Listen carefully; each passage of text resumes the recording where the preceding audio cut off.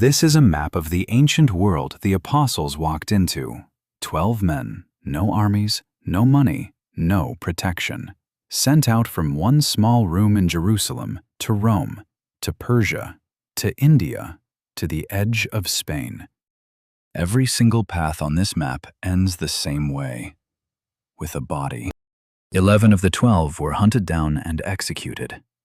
Stoned, speared, beheaded, crucified upside down, even skinned alive. Only one of them died, an old man in his own bed. By the end of this video, you'll know exactly how each of them died, in what order, and why the men who killed them celebrated. Let's start with the first to die, and the only one who died by his own hand. Judas Iscariot. Judas sold Jesus for 30 pieces of silver. Within days, the guilt consumed him completely. He took a rope out to a field outside Jerusalem and hanged himself. Tradition adds a darker detail, that the branch or the rope gave way, and his body fell and broke open on the rocks below. The man who priced his teacher's life didn't live long enough to spend a single coin of it. His empty seat needed filling. A quiet, unremarkable believer named Matthias was chosen to replace him. Nobody expected he'd end up outliving nearly every other name on this list. But his story comes later, because the danger for the rest of the 12 was only just beginning. James, son of Zebedee. James was hauling nets on the Sea of Galilee when Jesus called him. He dropped everything that same hour. He watched a dead child open her eyes again. He stood on a mountain and saw his teacher's face turn to light. He was inside Jesus' inner circle for all of it. After the resurrection, James preached through Jerusalem without fear, and that fearlessness made him a target. King Herod Agrippa wanted the religious establishment on his side, and executing a visible apostle was the easiest way to buy that favor. There was no trial, just an arrest and a sentence. Death by the sword. Here's the part almost nobody mentions. The night before the execution, the soldier assigned to guard James watched him pray in his cell, and something inside that soldier broke. He knelt down beside his own prisoner and asked to die a Christian too. At dawn, they were both led outside the city, and the same sword took both their lives. James became the first of the 12 to be martyred, and he didn't go alone. Centuries later, legend claims his followers carried his body across the sea to the northern coast of Spain and buried him in secret. When his tomb was rediscovered 800 years afterward, it created one of the most walked pilgrimage roads in human history. The Camino de Santiago. A blade tried to erase him. Instead, it built him a road that people still walk today. Matthew. While Jerusalem was still reeling, Matthew was already far away, preaching in Ethiopia. Before Jesus, he collected taxes for Rome, which made his own people see him as a traitor and a collaborator. Jesus walked past his booth one day and said 2 words, "Follow me." Matthew stood up and never looked back. He didn't just believe quietly. He wrote it all down, in order, with precision. The gospel that still bears his name and remains one of the most read documents ever written. But writing wasn't where he stopped. He carried the message through Persia and across Africa, until religious leaders in an Ethiopian city cornered him while he was leading a service. Accounts diverge on the exact method. Some say stoning, others say he was run through with a sword mid-ceremony. Either way, the tax collector who once served Rome died serving a king Rome never crowned. James the Lesser.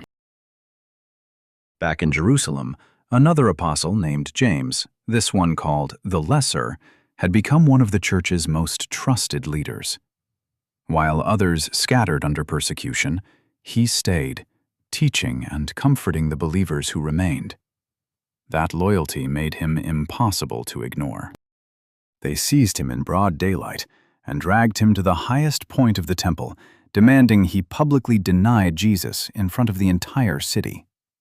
Instead, he raised his voice and declared that Jesus sat at the right hand of God.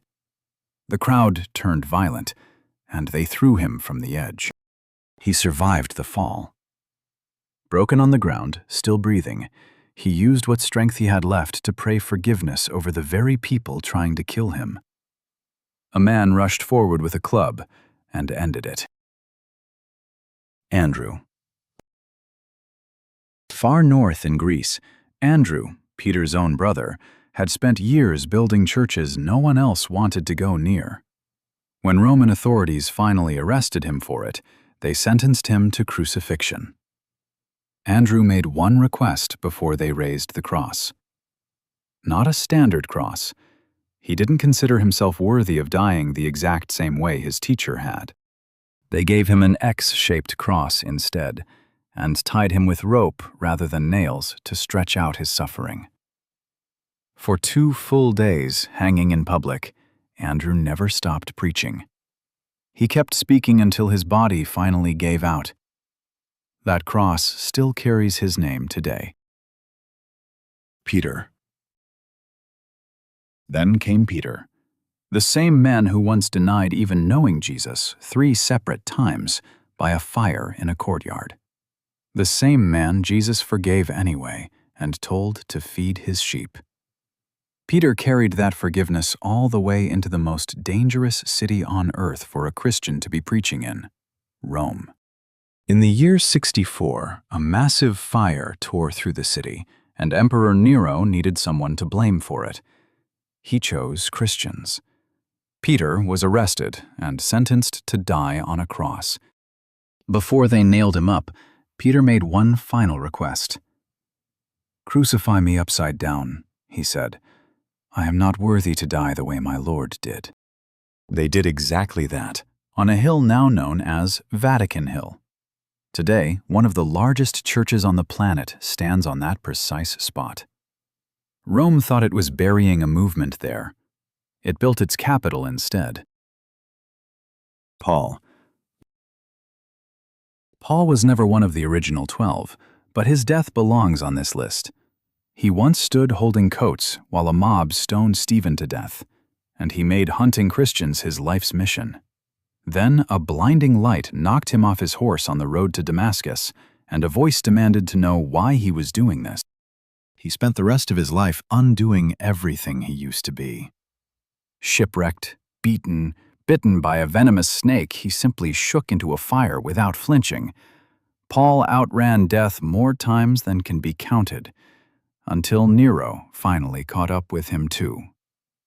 As a Roman citizen, he couldn't legally be crucified, so he was sentenced to beheading outside the city. His final letter, written from a cell, described his life as a race finished and a fight fought well.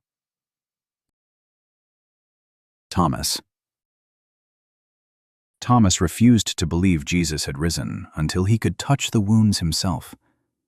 Once he did, he became one of the most fearless travelers among the 12, crossing all of Persia and reaching as far as India, planting churches in soil that had never once heard the name Jesus. The doubter became the one who carried the faith furthest. Local religious leaders, threatened by his growing influence, surrounded him while he was praying alone on a hill and ran him through with spears. The man who once demanded proof died still on his knees. Bartholomew. Bartholomew's death may be the most brutal of all 12. Preaching in Armenia, he converted enough people, including nobles, to threaten the entire local religious order. They didn't just want him dead, they wanted him destroyed completely. He was flayed alive, his skin removed while he was still conscious and still praying. Afterward, he was beheaded. Few martyrdoms in early Christian history are described in more horrifying detail. Philip. Philip, The same man who first introduced Bartholomew to Jesus met his own end in modern-day Turkey after secretly converting a Roman official's wife. When her husband discovered it, his fury turned public. Some accounts say Philip was stoned by local authorities. Others say he was crucified upside down, just like Peter. Whichever it was, he never stopped preaching until the very end. Jude Thaddeus and Simon the Zealot. Far east in Persia, two apostles died side by side. Jude Thaddeus was beaten with an iron club until his body could take no more, then beheaded. Simon the Zealot, once a man willing to kill Roman soldiers for his country's freedom, met an end tradition remembers two different ways: sawn in half like the prophet Isaiah, or crucified alongside Jude. Two men who started life on opposite paths, ending it in the exact same place. Matthias and John. That left only 2 of the 12 still standing. Matthias, the quiet replacement chosen after Judas's death, kept preaching faithfully through Judea for years, never chasing attention, never needing it. And John, the only apostle never murdered. Tradition says he was thrown into boiling oil and somehow survived it, exiled afterward to a remote island, where he lived long enough to write the final book of the Bible before dying peacefully of old age. 11 violent deaths, 1 survivor, and somehow, the thing they died for never once stopped moving. They believed killing the messengers would kill the message. 2,000 years later, we're still saying their names.